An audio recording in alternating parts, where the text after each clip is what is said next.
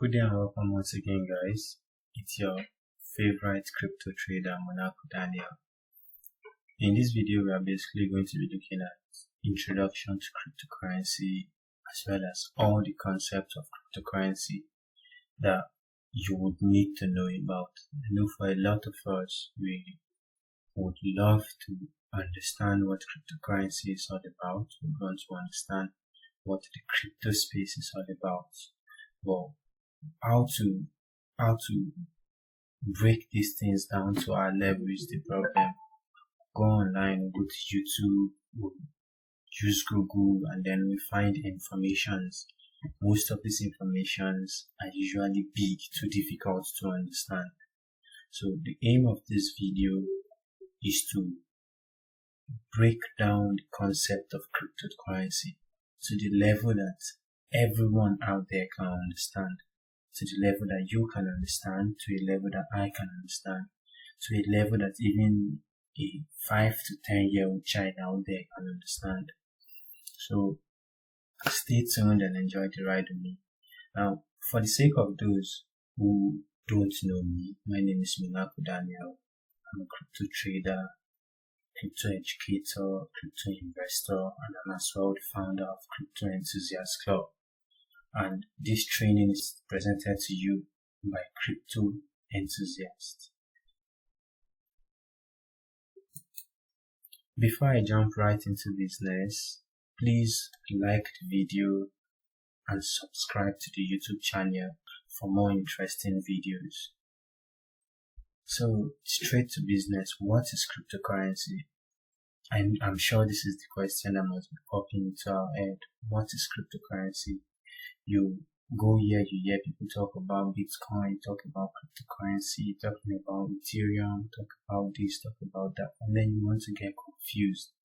You tend to ask this big question: what's this cryptocurrency that everyone's even talking about?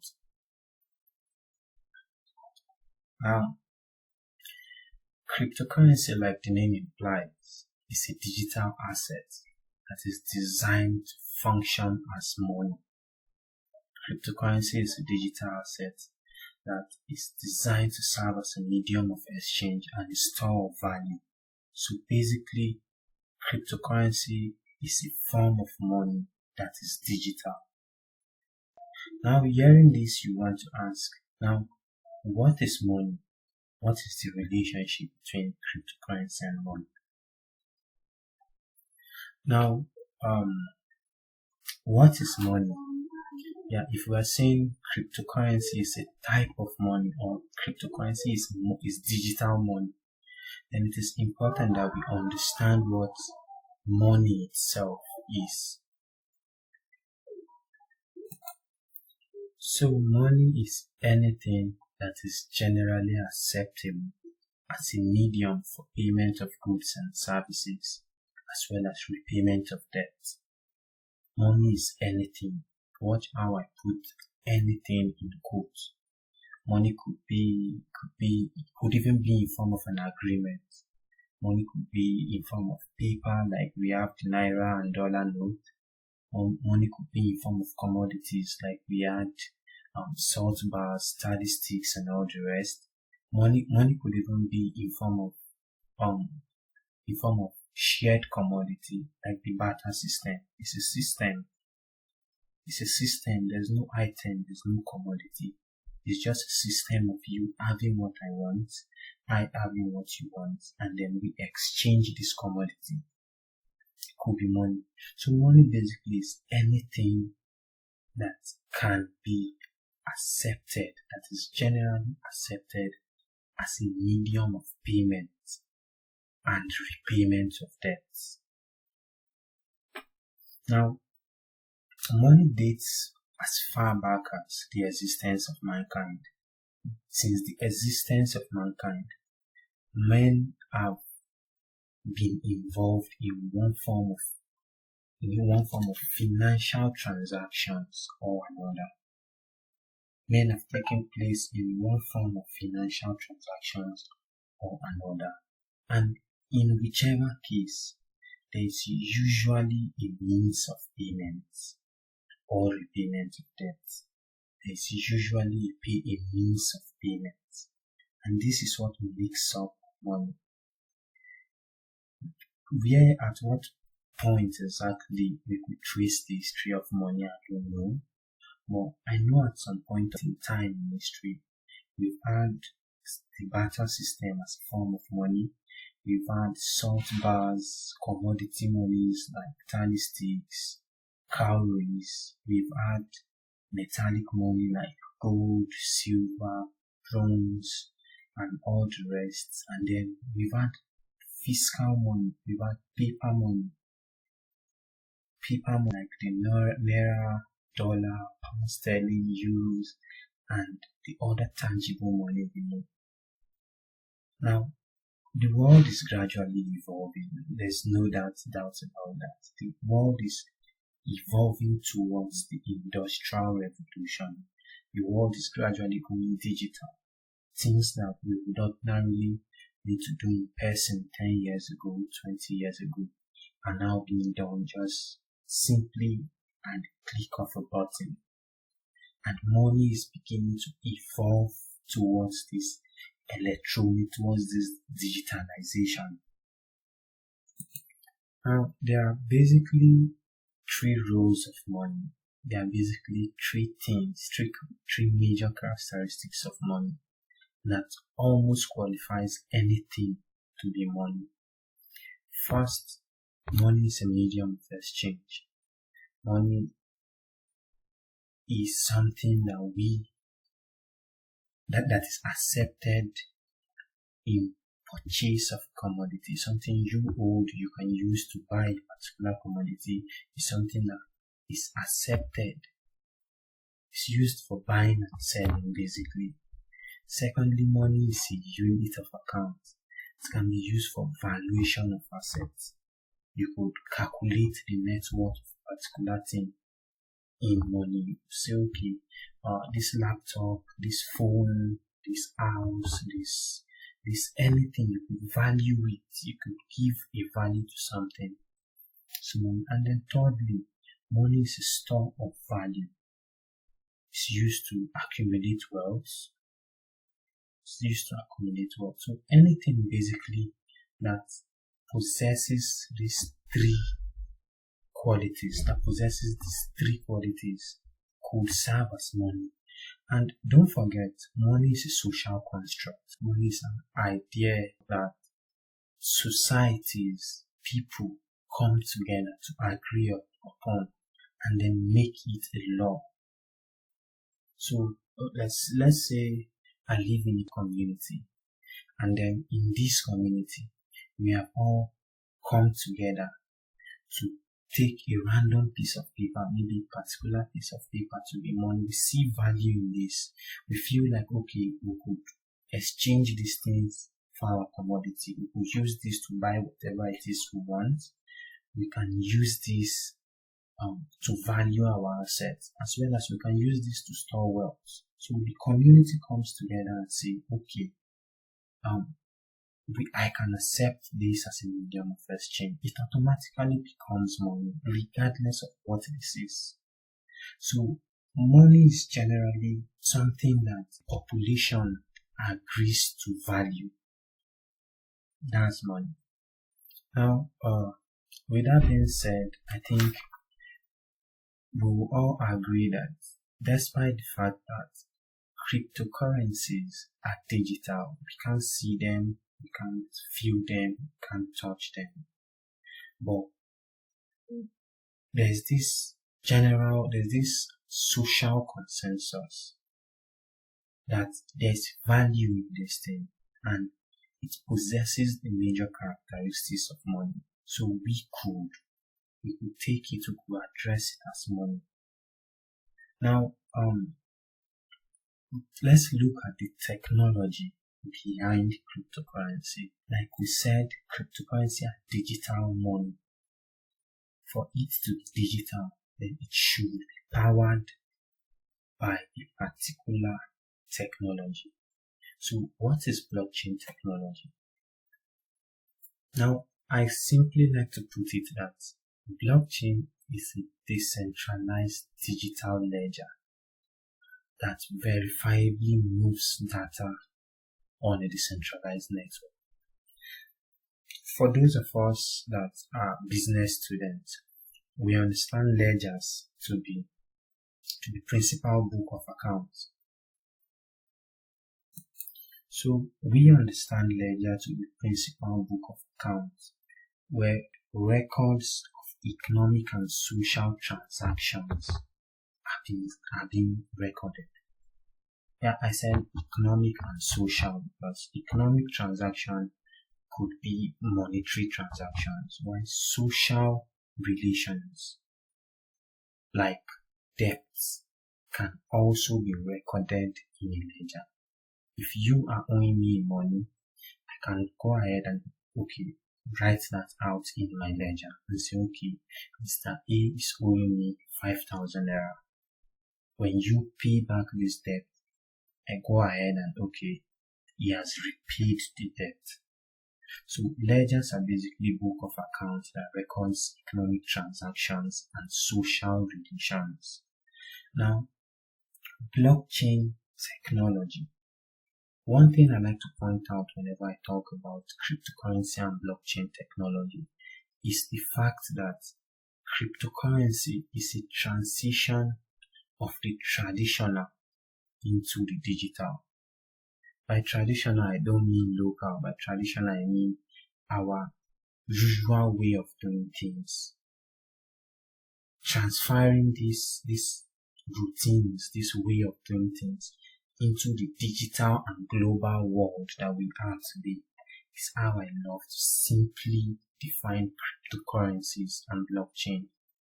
It's a transfer of the traditional financial system into a global and digital world.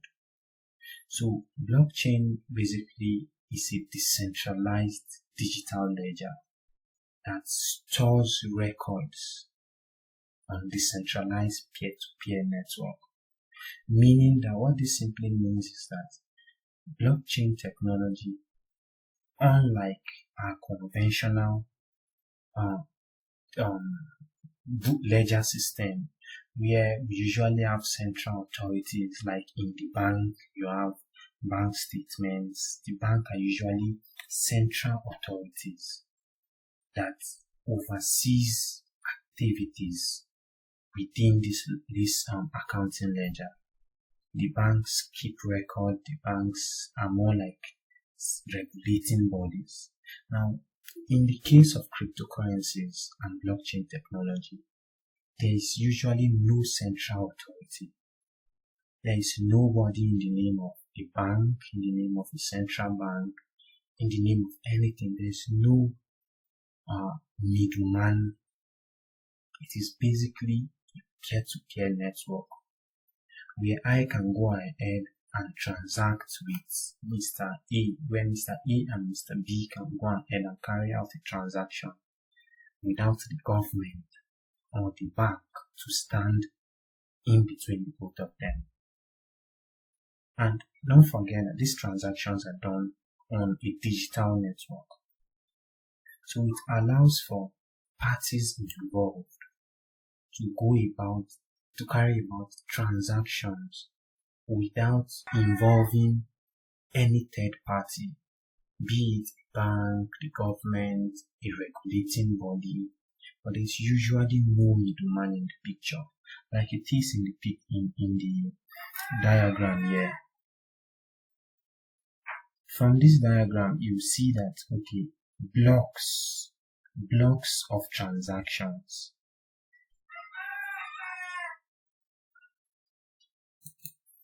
From here, you are going to see that blocks of transactions are being communicated without anyone being at the middle of this communication. You can see Mr. A here can communicate freely with Mr. B without anyone at the middle to facilitate this communication. Mr. B can communicate with Mr. C, Mr. C can communicate with Mr. A. That's how the blockchain technology is designed to function. Now, the earliest work on blockchain technology dates as far back as 1982 I know for most of us, when we hear blockchain technology, who comes to our mind is Satoshi Nakamoto. But Satoshi Nakamoto did not found blockchain technology. Blockchain technology existed before Satoshi Nakamoto. But still, Satoshi Nakamoto was the first person to conceptualize the idea of a working blockchain. Before Satoshi Nakamoto, we've had other developers come in and they've tried and all failed to develop an electronic cash and electronic financial system with the use of blockchain. A lot of them tried and failed. And although there are several reasons why most of these people failed, but one of the major reasons why they failed was because this electronic financial system they tried creating was on a centralized note, was more centralized than decentralized. So in the year 2018, Satoshi Nakamoto, who nobody knows who is Satoshi Nakamoto, could be a man, could be a woman, could even be a group of people, conceptualized the first working blockchain, which was the Bitcoin blockchain in 2008. And then in 2009, we had Bitcoin and cryptocurrency coming into effect on the Bitcoin blockchain.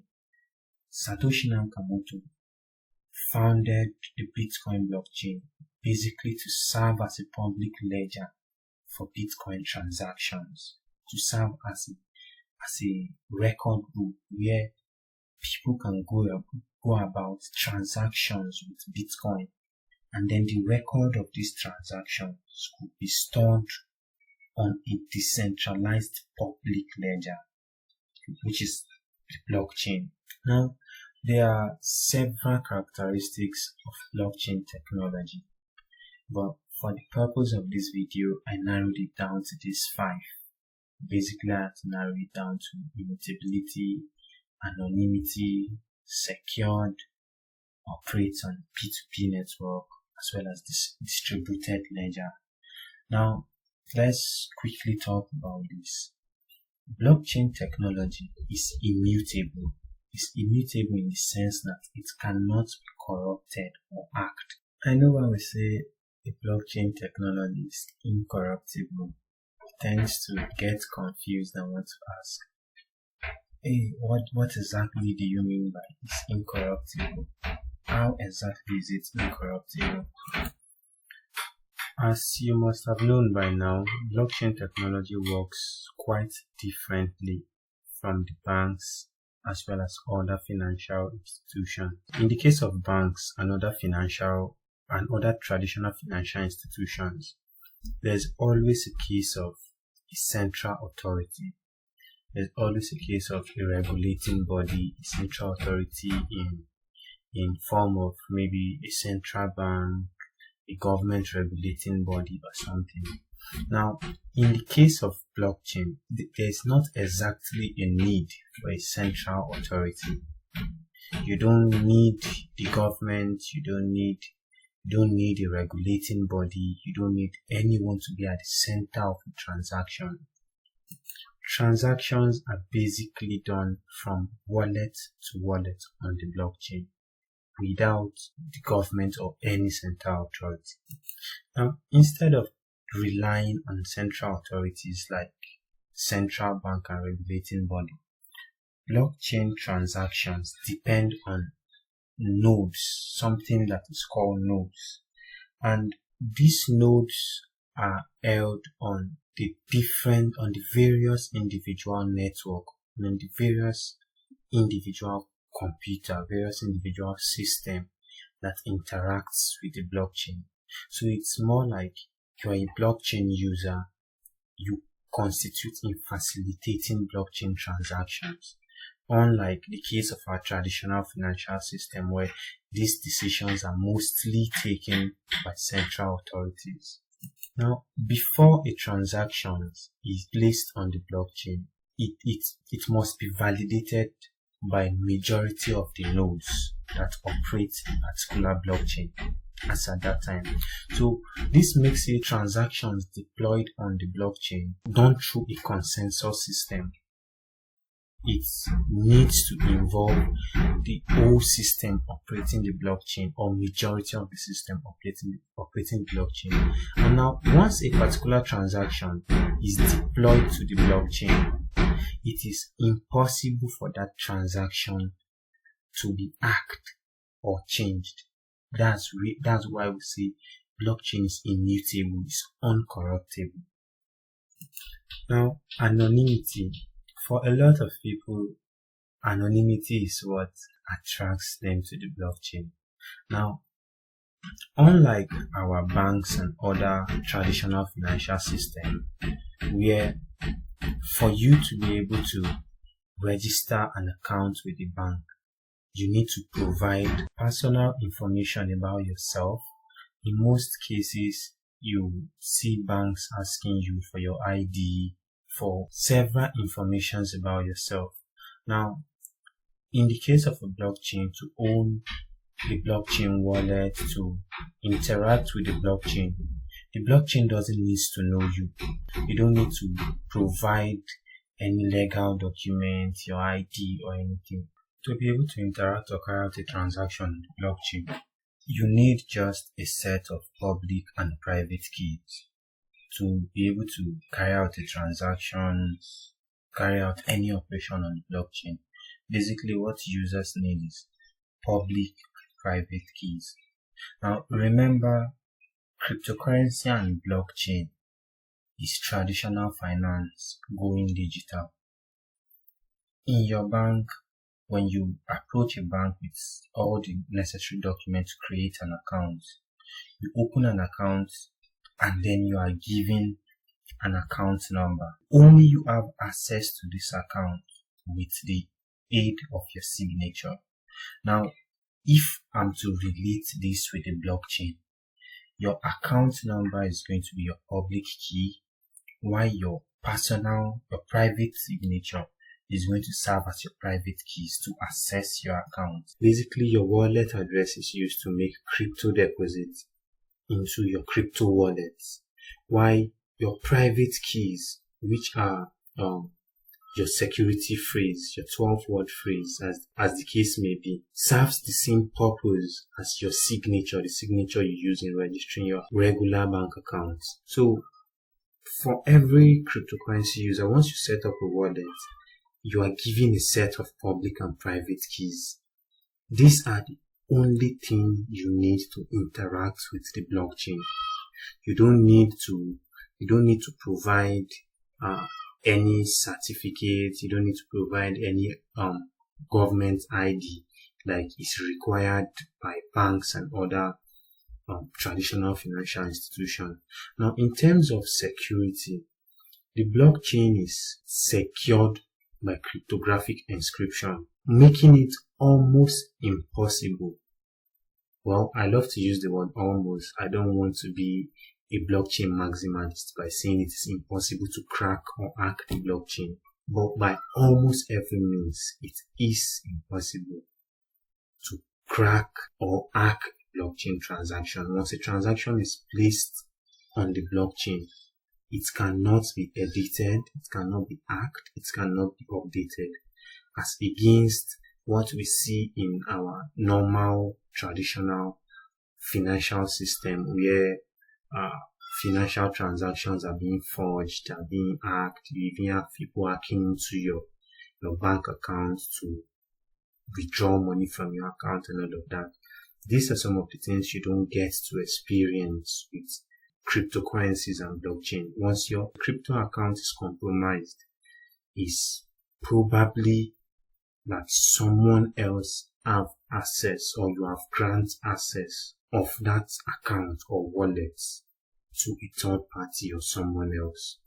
Now, the whole idea of cryptocurrency and blockchain technology is built on a peer-to-peer network. It's built on a decentralized network that takes away central authority from the picture. Traditionally, if I want to send money to you, I need to go through the bank. The bank collects this money from you and then transfers this money to you. So the bank stands as a central authority. The bank holds every right to either decide whether to pick my transaction or not, whether the reasons are genuine or not, doesn't matter. But in the case of cryptocurrency, to carry out transaction, I basically just need maybe my phone or a computer, access to the internet, and then I'm good to go. Cryptocurrencies and blockchain transactions are largely decentralized. They are peer-to-peer based. I have your public keys. I want to make a particular transaction with you. I directly interact with the public keys without minding what my bank think about it or what the government think about it. There's no way we are going to talk about cryptocurrency and blockchain and all the other things without getting to look at what crypto wallets are all about. You know, we are familiar with the conventional idea of wallet, having something at the back of your wallet where you keep your IDs. Basically, crypto wallets are any tangible or intangible medium. I use the word tangible or intangible because cryptocurrency wallet could be something you can see and touch, or it could basically just be an application software on your phone or on your computer. Now, these are designed basically to hold cryptocurrencies and other digital assets. Crypto wallets are like your bank where you store digital assets. In our banks, remember the bank is a place where we store valuables. These valuables could be cash, could be money, and it could be anything of value to us. The same thing, the crypto wallet is used in holding cryptocurrencies and other digital assets. I don't just want to narrow this down to cryptocurrencies because other digital assets like NFTs, crypto collective, you could make deposits, you could hold money and all of that. Same way you create a cryptocurrency wallet and then you are entitled to a public and a private keys.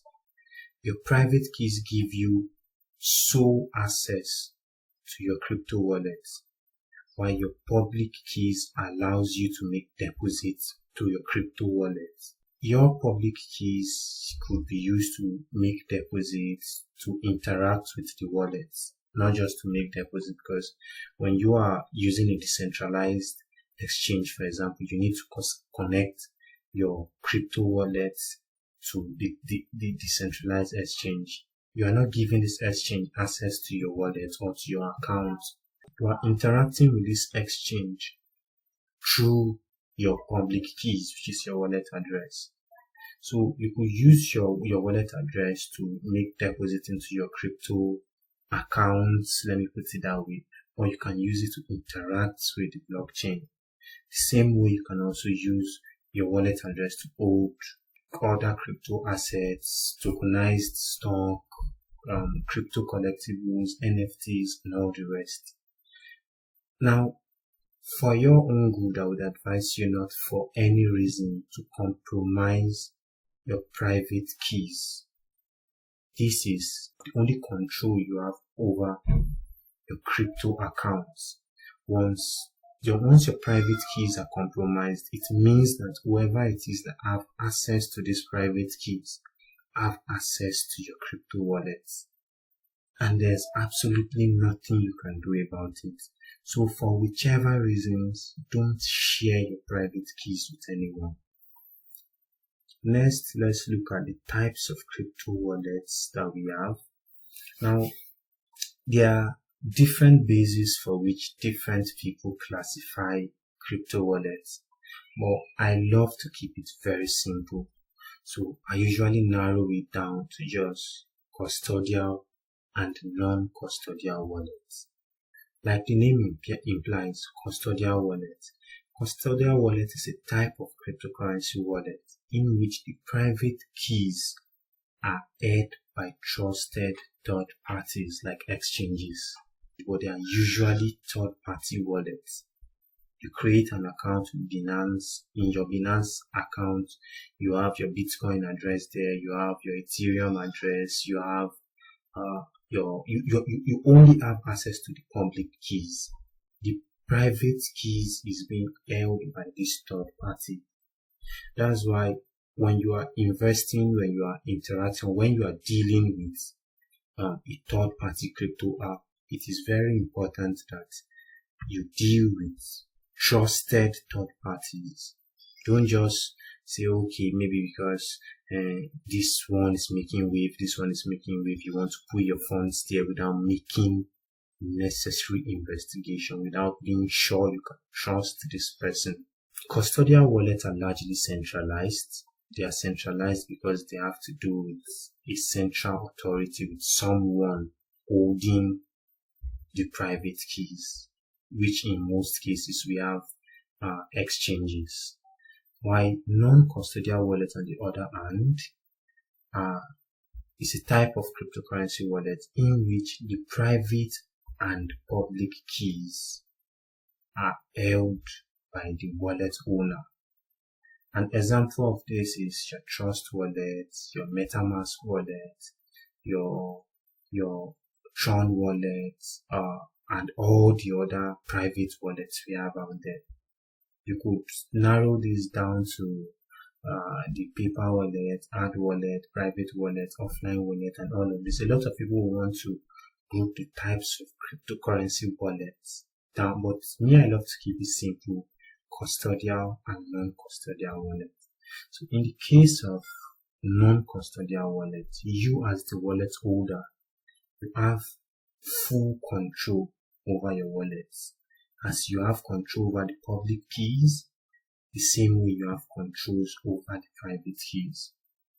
Only you have access to your account, maybe until you share your private keys with someone else, or your wallet remains 100% your property. Non-custodial wallets are decentralized in nature. They allows you to be your own bank. You take every decision over your wallet. In the case of custodial wallet, there are usually rules, there are usually regulations depending on the third party that is involved.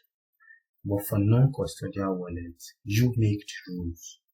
The wallet is yours. You decide what goes on in your wallet, you decide what comes to your wallet, you decide who have access to your wallet, and all of that. Now, this is what I decided to just add in this picture. Let's take a look at what both custodial and non-custodial wallet is.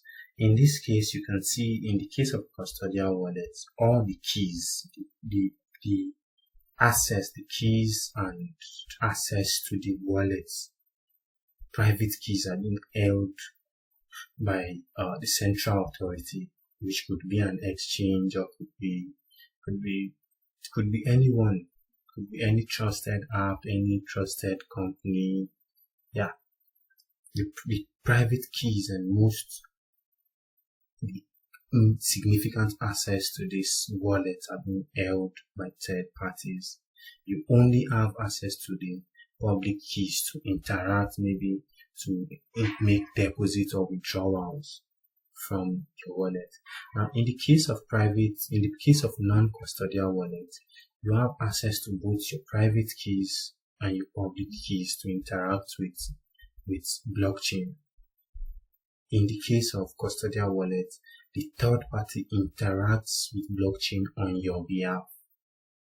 You only get to make deposits or withdrawals or inbound transactions. Now, let's look at crypto exchanges. What are cryptocurrency exchanges? A lot of us hear these terms, we hear it from people, we hear it on the news, we see it on Google, we see it everywhere. But what are cryptocurrency exchanges? Now, basically, cryptocurrency exchanges are third parties, are legal third parties that allows its users to buy sell or trade cryptocurrencies. Yeah, I forgot to add that. But crypto exchanges are legal third parties that allows its users to buy, sell, or trade cryptocurrencies or other digital assets. Yeah, other digital assets, because lately we've been seeing the rise of tokenized stocks, NFTs, and a lot of other digital assets. It allows you to either trade these digital assets to fiat. You either sell your Bitcoin for Naira, sell your Bitcoin for dollar, sell your Bitcoin for pounds, or you sell your Bitcoin for other digital currencies. You could sell your Bitcoin to buy Ethereum, you could sell your Bitcoin to buy Tron, sell your Bitcoin to buy whichever other cryptocurrencies you want.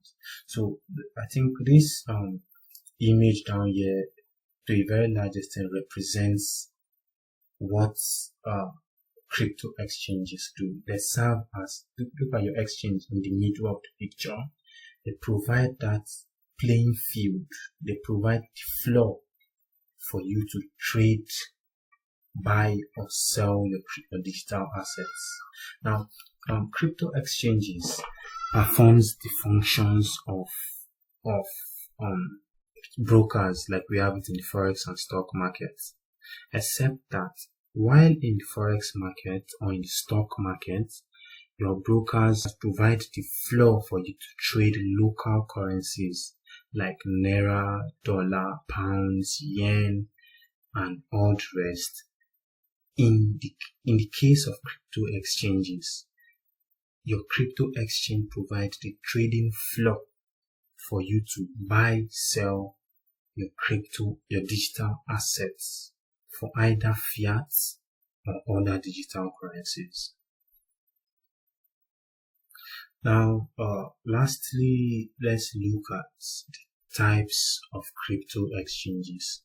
Basically, there are two types of crypto exchanges, which are centralized and decentralized exchanges. Now, centralized exchanges are crypto exchanges that involves trusted third parties who serves as intermediary or central authorities to facilitate cryptocurrencies transaction. You have these third parties there. They are there to regulate the transactions.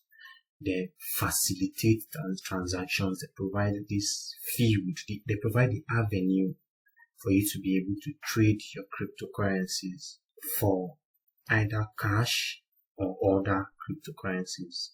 While on the other hand, decentralized exchanges, these exchanges allows you to directly provide liquidity, lend your crypto assets without the need of going through a central authority.